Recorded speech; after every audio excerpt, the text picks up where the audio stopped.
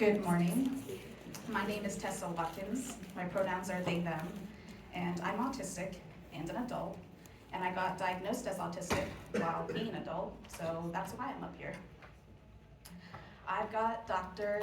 Jessica Maher, she, her, with me today, and we're going to talk about the diagnostic process for adults seeking an autism diagnosis. First, let me get started with the reasons. I lump the reasons into two groups. The first group is the tangible and more public reasons. These reasons include actionable goals by disclosing your needs or diagnosis to someone. The second group of reasons are more private or personal. While parents seeking a diagnosis for their child is usually because their kid needs help in school or at home, which is a reason in group A, most adults seeking an autism diagnosis are initially looking for validation, which falls into the group B. But what happens is during their rabbit hole adventure is that they start identifying the underlying physiological needs that have been neglected, and that can sometimes turn into needing access to accommodations that can only be provided by a clinical diagnosis. So let's take a look at Abraham Maslow's hierarchy of needs. If you're not familiar with it, it describes human needs and states that the needs at the bottom of the hierarchy must be satisfied before an individual can attend to a need higher up. The needs at the bottom are called deficiency needs, while the ones at the top are called growth needs. The motivation to fulfill a deficiency need becomes stronger the longer it is ignored. For example, the longer you go without food, the hungrier you get. Meanwhile, the motivation to fulfill a growth need isn't through deprivation, but through desire, and that motivation can become stronger once you engage in that activity. Maslow's hierarchy is not linear, and that's especially evident in autistic and neurodivergent people. For example, I learn very well through teaching. By talking and presenting about what you know, or about what I know, it helps me process that information even deeper. For me to stand up here and talk about autism, you might think I've reached transcendence because I'm trying to help others to self-actualize. If this was linear, you'd assume that I have achieved all the lower levels, but I definitely have not. I certainly still struggle with getting my physiological, social, esteem, and cognitive needs met on a daily basis. So let's start with the physiological needs. I can hyper-focus so intensely that I forget to eat, drink, and use the bathroom. I say forget, but that implies that I knew about the information at some point and then didn't. But that is not what's happening at all. My autistic brain will not send the signals for those needs while I'm hyper-focused. Sometimes, when I'm at a natural stopping point for work, I'll sit back in my chair and then realize that I hadn't felt anything in a long while. I do one of those self-body scans to check for those feelings like hunger, thirst, full bladder, etc., and get nothing. It's not until I stand up that my brain sends all of those signals at once, and then I look like a broken NPC trying to figure out which to do first. For what it's worth, always the toilet first. Hyperfocus can be a characteristic of autism, ADHD, or something else. And simply knowing that means I can figure out how to handle it so my physiological needs get met. If I didn't know that, perhaps my hangry meltdown at the end of a workday would get me labeled as forgetful, irresponsible, and a jerk. Moving up to safety, you wouldn't be here if you didn't know that autistic people struggle to gain employment. Having an unpredictable source of income threatens the safety need. For those of us who are employed, many workplaces are not neuroaffirming, meaning reasonable accommodations may be withheld unless you have a clinical diagnosis specifically saying you need it. 3 years ago, my employer was discussing how to return to the office. Turns out, my lifestyle is called quarantine, and I thrived working remotely from home. My productivity went up because I had complete control over my environment, from temperature to smell to stimming without an audience. I wrote an email, over 500 words long, that explained my needs and how this felt like a reasonable accommodation, and I've been working from home ever since. While my employer was nice enough to grant me these accommodations without needing proof of diagnosis, simply stating that I had one helped make my request seem credible. In a similar fashion, some family members won't accommodate their loved ones without a clinical diagnosis, if you can believe it. I'm hard of hearing, I have a congenital condition that's progressively taking away my ability to hear, and I'm currently deaf of lower frequencies. I absolutely gaslight my family when they ask me what that sound is coming from in the car, or if thunder is rolling in, because I can't hear them no matter how loud. Volume and frequency are different. However, I also have an auditory processing disorder that makes taking in oral information quite a challenge, and I've got tinnitus. Silence is so loud to me, and I often mishear spoken words, so a conversation with me can sometimes seem like it's going in a completely random direction, all because I thought you said a different word. Point is, I had all this going on before my diagnosis, and yet family got upset at me for not listening. Coworkers would refuse to answer clarifying questions because they thought they made the information obvious in a meeting. But with a diagnosis, it's like a magical document I can point to and be like, see, somebody else recognizes this, so you should too. I'm not just making it up to get special treatment. The special treatment being using live captions during meetings so I can see the words to verify if I've heard correctly, or to not get instantly mad if I ask them to repeat themselves. Next on the list are the social needs. Parents understand the challenge we have as autistic people with connecting and bonding with others. One of those most common questions I get are how to help their autistic kids make friends. Well, the word autism comes from the Greek word autos, meaning self. The counterpart is the Greek word allos, meaning other. Humans are inherently pack animals. We are supposed to need each other. Most humans are allos, or allistic. However, there's a group of us that don't really need others in the same way, and we are autos, or autistic. But that doesn't mean that we don't need others at all, and it doesn't mean none of us want a connection. I'm happily married, and we have a 5-year-old daughter. I have people I call my friends and a local and online community where I found a sense of belonging. There are plenty of people and places that don't provide that, more so than the ones that do. So it's a challenge to seek out the pockets of social acceptance and safety. After social are our esteem needs, and this is where the bullying in school really affects us. Even if we have the safety net of our friends and our best friends and family, the bullying can really bring down our self-esteem and, well, general ableist society. So achieving all of those needs means fulfilling deficiencies. Any accommodations we seek as disabled people is to help us with one of these. Realize I didn't click on those. Deficiency, see, that's a thing. I forgot to write clicking in my notes. Cognitive growth. Any accommodations we seek as disabled people is to help us with one of these. For us to thrive and grow, we need a solid foundation. Cognitive growth includes self-awareness, perhaps learning and understanding autism itself to understand why and how we are different and recognize it as not a moral failing. Our aesthetic need helps us appreciate the beauty in our diversity and strengths that lie within. Our self-actualization need is when the real actual self-care is a thing we can do and not just the 5 minutes of sitting in the shower. And finally, transcendence is the need we feel in helping others. Maybe you want to be a speaker at Dan Miller's Disability and Mental Health Summit to help other undiagnosed autistics self-identify because you believe that'll help them. I say you, I totally mean me, but it could be you. All this to say, I believe self-diagnosis is valid, especially if your reason for seeking a diagnosis only falls within Group B.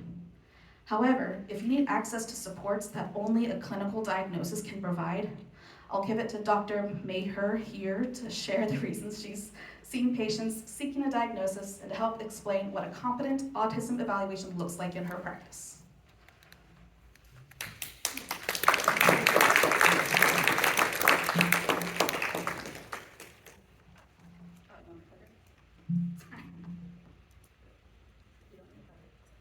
Hi, I'm Dr. Jessica Maher, and I have been doing comprehensive psychological and neuropsychological assessments for the past almost 5 years now. With children, adolescents, and adults, now my practice primarily I assess adults, and a large number of adults that I assess are coming to be evaluated for autism. So we see people coming into our practice for varied reasons when they're coming for an autism assessment. It can be self-discovery, validation. Sometimes it is just simply seeking a reevaluation.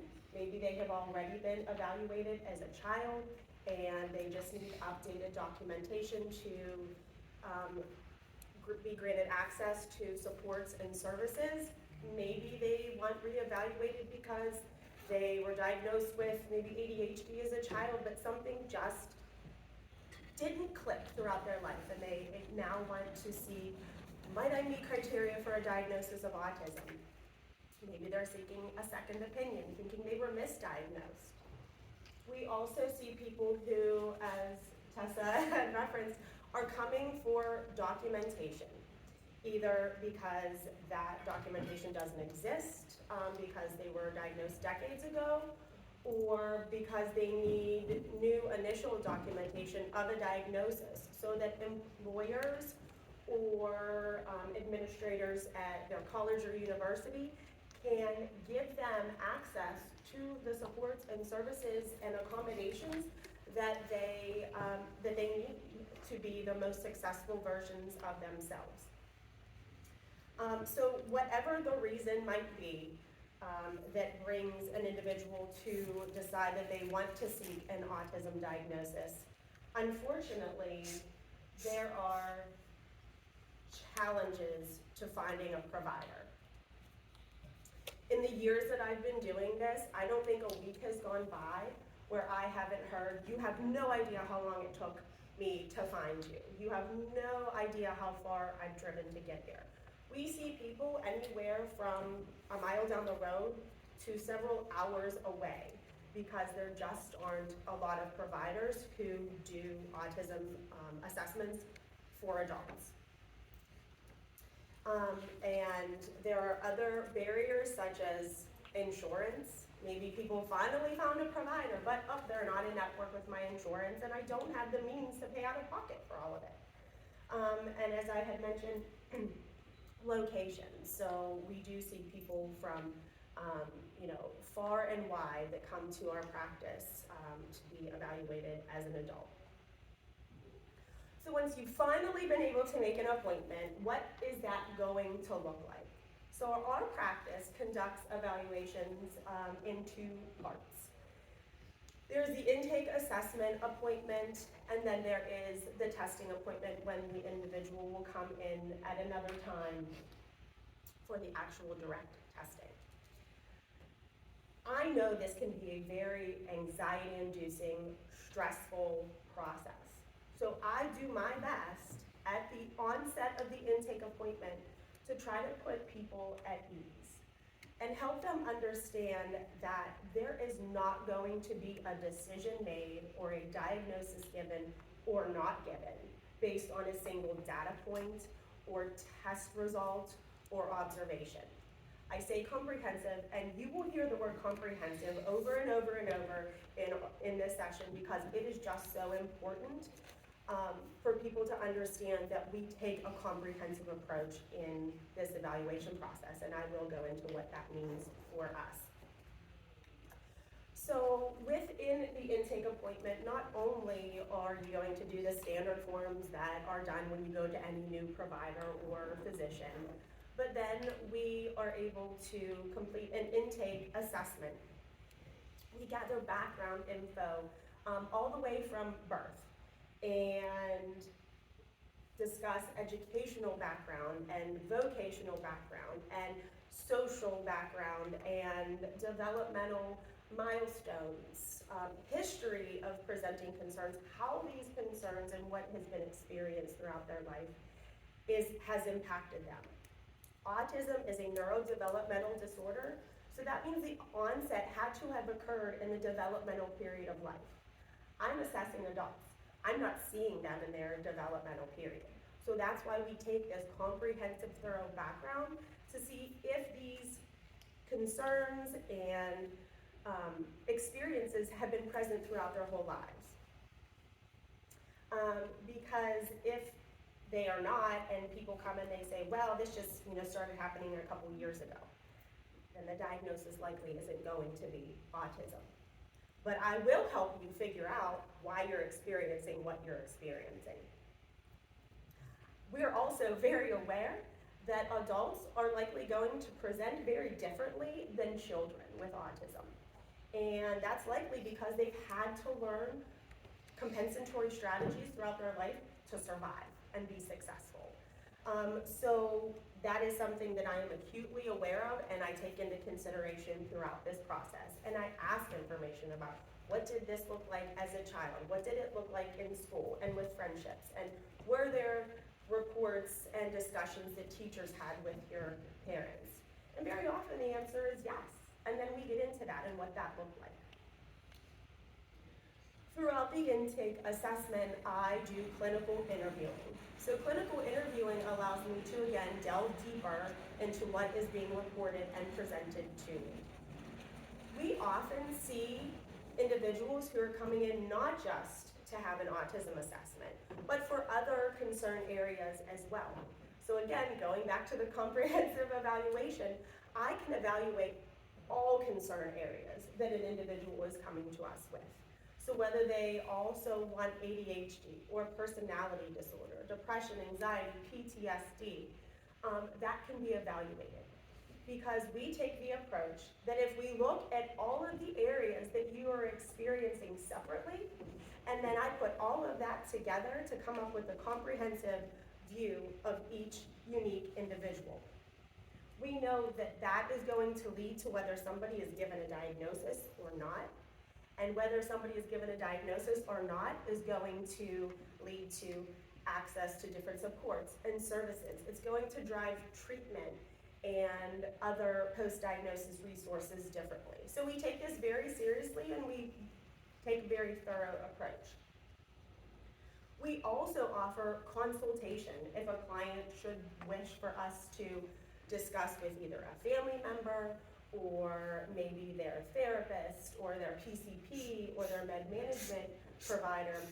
If they complete a HIPAA release form, we are able to consult with these other individuals who they already have a trusted relationship with and are able to gather more information from them as well. Again, comprehensive, we want to take as much information as possible in determining if an individual meets criteria for a diagnosis of autism or any other diagnosis. So by having these different perspectives, that also aids in making a determination of a diagnosis or not. And then rating scales. So rating scales are supplemental information related to each presenting concern because, again, it can be very stressful coming into the office, needing to unload decades worth of experiences. And how am I going to capture this in an hour to an hour and a half with this person I've never met before? We know that. We appreciate and understand that, which is why this assessment process is done in multiple steps. And we gather information from multiple modalities so that we can get as much information about an individual as possible. So these rating scales we offer not only to the client themselves, but we also afford the opportunity for them to pass it along to someone who knows them well, whether it's a spouse or a partner or a family member, or sometimes even a therapist. As long as they feel that that person knows them well enough and they trust them enough, we will, receive that information and utilize that in our evaluation process.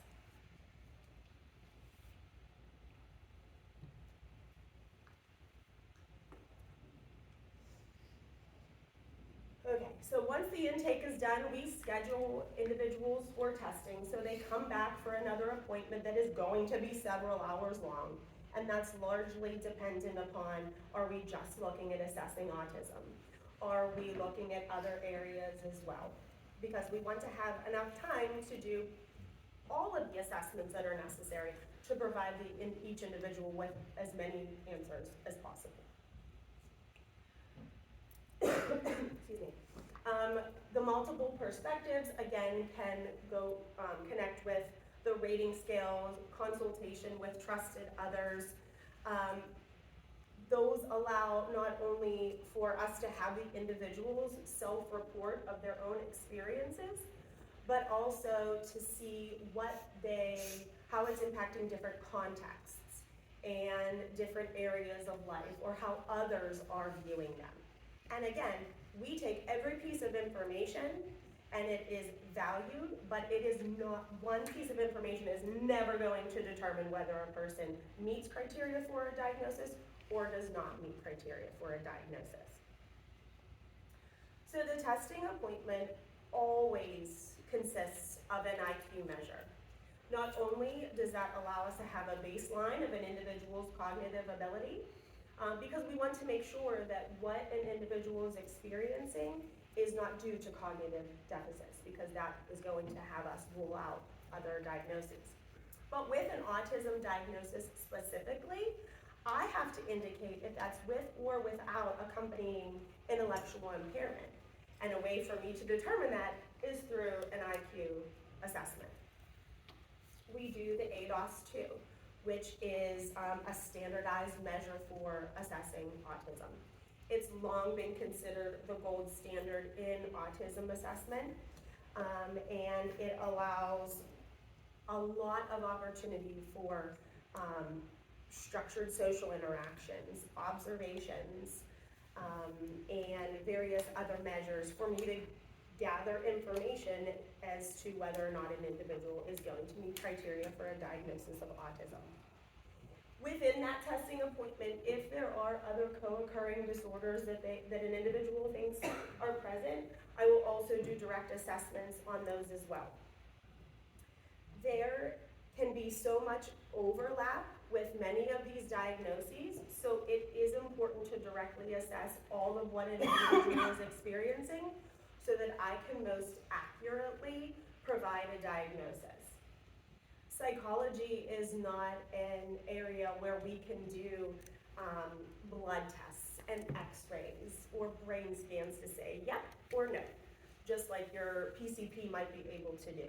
So again, taking the comprehensive approach and taking all these data points and pieces of information is going to allow me to have the opportunity to make the most accurate diagnosis possible. And it's going to allow me to differentiate between these other areas of concern if that is true of that individual client. And sometimes the answer is you meet criteria for all of the above. And sometimes an individual doesn't meet criteria for an autism diagnosis, but it is my job to account for what you're experiencing in whatever way is most accurate. And that can lead to people feeling invalidated, not feeling seen or heard. But at the intake appointment, I try to explain that my job is to help you on this journey find answers. Those answers may not be what you thought they were, but I am going to do my best by gathering all of this information to help you find the answers that most accurately depict what you have experienced throughout your life, because that's going to help drive treatment, find access to resources, supports, and services, and also help with the journey of self-exploration or self-acceptance, or the acceptance of those around us, as Tessa had so nicely discussed.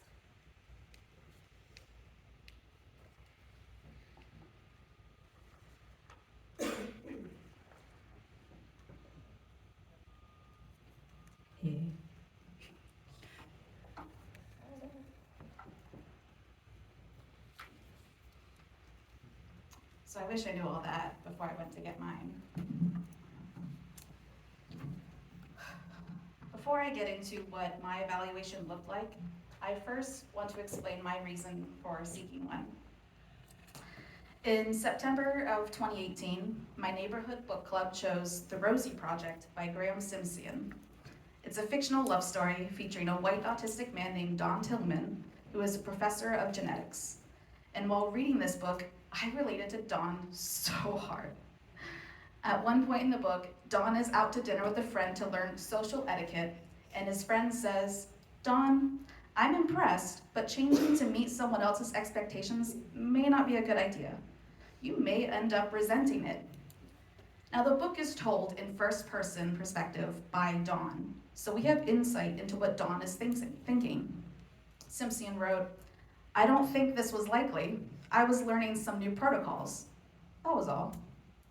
My first thought after reading that is, exactly. I'm not intending on changing. I'm just learning about the human rules of engagement. I was excited for the book club meeting that month because I was elated to find a book with a character I related to. Not just any character, but the protagonist, the desired love interest. Unfortunately, I was not able to share my excitement that evening. At the meeting, I heard some neighbors and friends say things like, "I don't know why he thought like that," but with a tone that expressed sympathy. These people did not relate to Don. Instead, they described him as if he was in the uncanny valley, something that looked and acted human, but not quite, and it made them feel uneasy about it. Because of this, I detected that this was not a safe place to announce how I related to Dawn, because my elementary school experiences taught me that I would be discussed like how Dawn was being discussed in that room, pathologized. And I don't blame the book club members. This is what they've been taught about autism. But immediately, my first experience with autism in the real world was that autism's not good, and that if I want to be liked by people, I shouldn't be autistic. I should change my behavior to meet their expectations. That was the protocol, after all. With that experience under my belt, it wasn't until a year later I sought talk therapy for depression. I had attributed it to being postpartum and assumed it unrelated to any long-term mental health condition, or disability. The following April, after learning more about autism, I finally decided to tell my therapist that I thought I might be autistic or ADHD, and they gave me the contact information for a neuropsychologist should I ever want to pursue it. I sat on that information for another 2 months before I finally scheduled an appointment through their website. I waited not because I was afraid of being right, but because I was afraid of being wrong. At least if I was autistic, I'd have something that explains me. If not, I'd have to keep looking, and looking is exhausting. If I was autistic, I could say I am the way I am because I was born this way. That is page 3. If not, then I felt like the only other answer was childhood trauma, which meant that I am the way I am because of what happened to me. If I wasn't autistic, then I'd have to admit that people I loved were villains in my story. I'd have to live with the idea that there could have been a version of me that wasn't like this.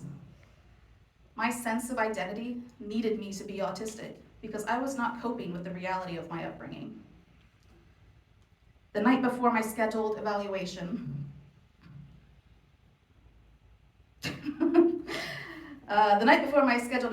I took every online test available.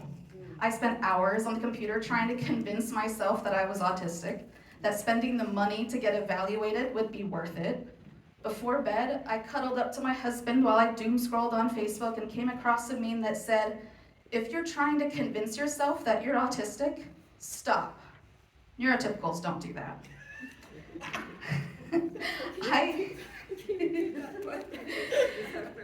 If you're trying to convince yourself that you're autistic, stop. Neurotypicals don't do that. I immediately held that up in his face and asked if that was true, if he ever thought he was autistic. He rolled his eyes so hard as he confirmed he never thought he was autistic, and that just blew my mind. Is it autistic of me to have the strong desire to know if I'm autistic? The next morning, I felt like I had the energy to run a marathon, and for anyone that knows me, I can't even jog a 3K. My Fitbit recorded my heart beats per minute as being in the fat burn zone for 2 hours, and I was barely moving, maybe walking fast as I struggled to remember everything I needed to bring, everything being myself, being dressed, car keys, house keys, phone, and wallet. It's not like I needed to bring anything special. I thought I was masking well, but my husband was legitimately concerned because he asked if I was okay to drive. I sat down in the hallway and thought to myself, if I am autistic, and autistic people stim when they're anxious, maybe I should try stimming. So I began to rock back and forth on the floor of the hallway. It felt silly at first, like I was pretending, but it also felt good, like I was a digital compass that needed to be moved around to recalibrate. Maybe there's something scientific about that, but I don't know. When I got to the doctor's office, I was not tactful at all. I'm sure they're used to meeting people like me, but I showed up and blurted out how anxious I was and was immediately met with calm people with warm smiles. I couldn't see their smiles, we all wore masks, but I could see they were smiling by how their cheeks were raised up and squished their little eyes. I forgot to introduce myself and state while I'm there, but that's pretty typical for me. I spent 30 minutes being interviewed. I don't remember much, only that I could not sit still in the chair.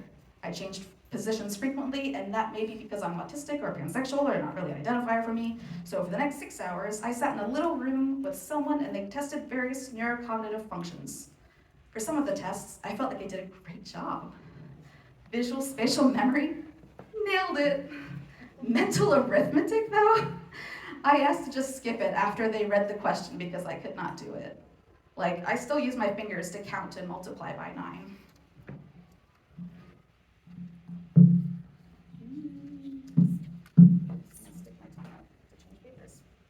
I'm great at understanding a problem and manipulating numbers to design an algorithm. That's why I work professionally as a programmer. But I'm awful at executing it mentally, which is also why I work professionally as a programmer. Because I just tell machines what to do. After all that, the only part dedicated to autism from my point of view was the questionnaire at the end. The questionnaire I received was the Autism Spectrum Quotient, or AQ test. And it was only 50 questions. For each question, you get 4 options to choose from. Definitely agree, slightly agree, slightly disagree, and slightly and definitely disagree. There is no room for I don't know, it depends, or I have no opinion on the matter. I talked about that.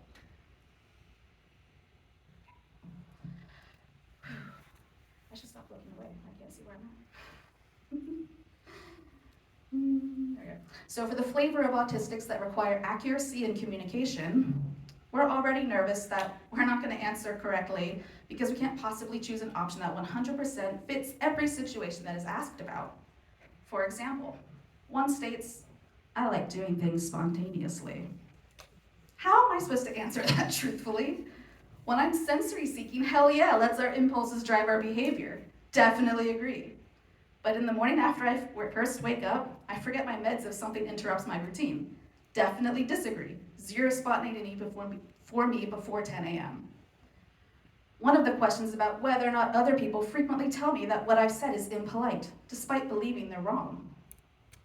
Ma'am, that requires me to talk to people, and for those people to feel comfortable enough to tell me that I'm coming off as rude. I often come across as aggressive without knowing it, so no, they don't frequently tell me I'm being impolite because they're being polite. Another one of the questions is if you notice small sounds when others do not. I don't know if other people notice the small sounds and are just ignoring it or filtering it out. I've already made the mark on it before I entered the room. Can anyone else hear this projector? Because it's loud. That's why I had to take my shoes off. This requires me to know what other people are thinking. It also requires me to be able to hear and identify if the noise is occurring outside my skull, because again, I'm partially deaf and have tinnitus, so there's always noise going on in my head. One of the weird questions asked me if I knew when it was my turn to speak, but only if I was talking on the phone. How many people here have phone calls these days? I still physically raise my hand to express my interest in talking, even on Zoom calls. Some people are even like, it's okay to interrupt me, and my heart skips a beat because I just cannot. Another question is about whether or not I can easily imagine what a character in a story looks like when I'm reading. I mean, that depends on the writer's ability to describe the character, does it not?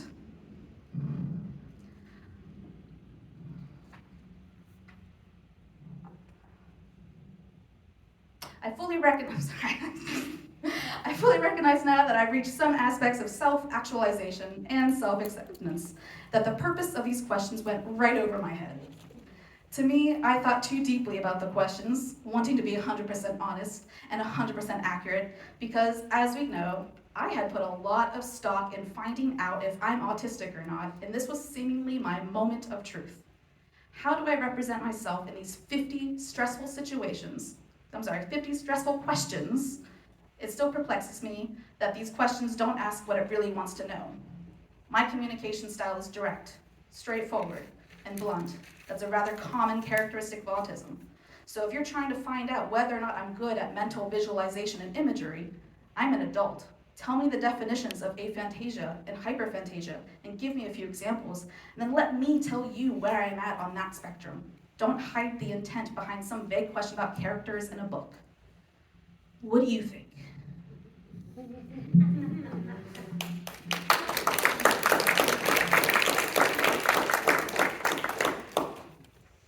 So, Tessa is not the first person that I've heard talk about those challenges, and she's certainly not going to be the last.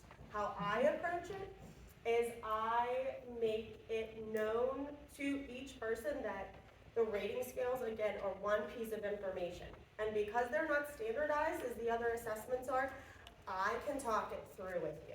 So yes, do they result in a score? Sure. But I'm the one taking that information. I'm the one interpreting it. I'm the one writing the evaluation report. So let's talk about it. Let's have a conversation about different contexts, why this is hard for you. Everything is diagnostic. Every piece of information is important throughout this process. So that's the approach that I take in trying to help ease people's mind that, sure, I know these are flawed. I didn't make them. Maybe someday I can come up with a better version, but this is what we have now. But I am going to use it as a tool, and if that tool leads us to more clinical interviewing, fantastic. Again, the more information, the better. It's going to help me. I also know, and I explain to people, you are not going to be able to capture decades worth of information throughout this whole process. It's just not possible, but we're going to do our best to capture as much as we can. So, at the end of the entire process, an individual is either going to get a diagnosis of autism or they're not. That can lead to lots of thoughts and feelings. Now, our practice does offer what we call feedback sessions. So once an individual has their report with their information, we do offer for them to come in and ask any follow-up questions, get any clarification. Oftentimes it's just simply, let's talk more about these resources and recommendations that you provided so I know what to do next. But when an autism diagnosis isn't given, again, as I had mentioned earlier, I do my best to explain that doesn't mean I'm invalidating your feelings or I'm not seeing you or hearing you. I just had to account for what you're experiencing in a different way than you thought it might be. And that's because of our DSM, our Diagnostic and Statistic Manual. If a person doesn't meet criteria, I can't give a diagnosis. So I will explain throughout the report, if you don't meet criteria, or even if you do, I'm going to explain how I got to each decision. Because I know that having whatever answers you might get are going to lead to this self-acceptance or more understanding for family, friends, co-workers, employers, etc. Knowing that if I do give a diagnosis of autism, that is going to be what some people consider to be their golden ticket to getting the access to the supports and services and accommodations that they need and deserve. And so this is never taken lightly, and we take it very serious because we know the ramifications and the answers that we give are going to lead people in one direction or another, or maybe multiple directions if there are multiple diagnoses given. We know that a diagnosis can result in access to supports and services that they may not get if they aren't given a diagnosis of autism. But again, it is my ultimate goal to give you the most accurate diagnosis based on observations, test results, reports, consultations, rating scales, all of the above, so that when you go forward, you find the best road for treatment or services or just better understanding yourself and having the most meaningful life going forward.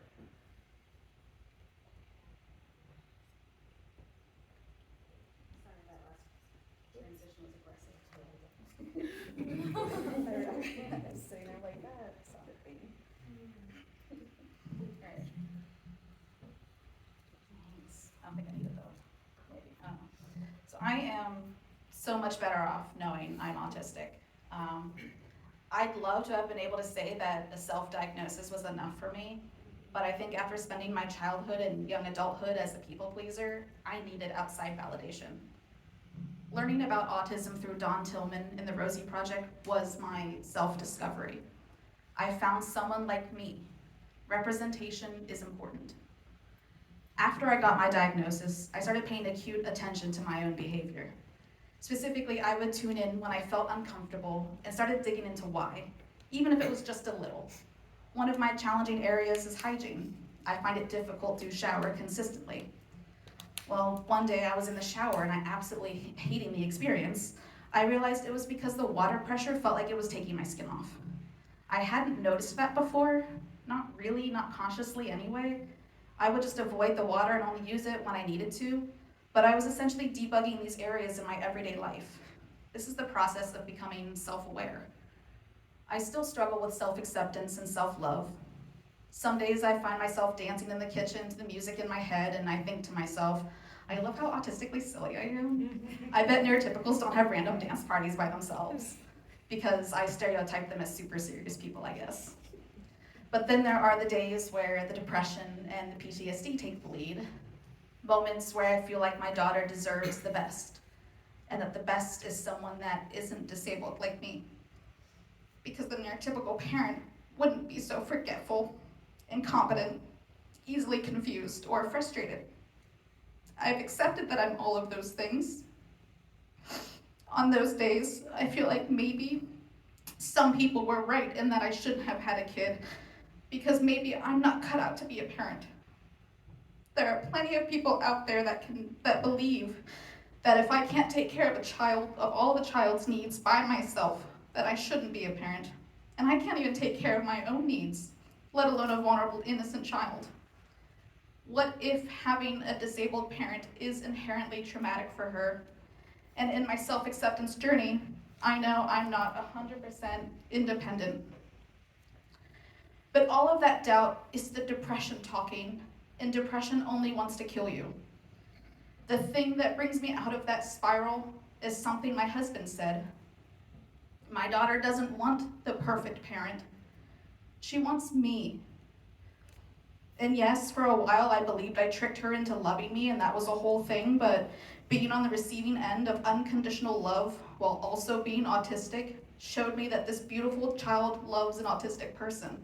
So maybe I should too. And that's all I have for y'all today, so let's dive into the questions.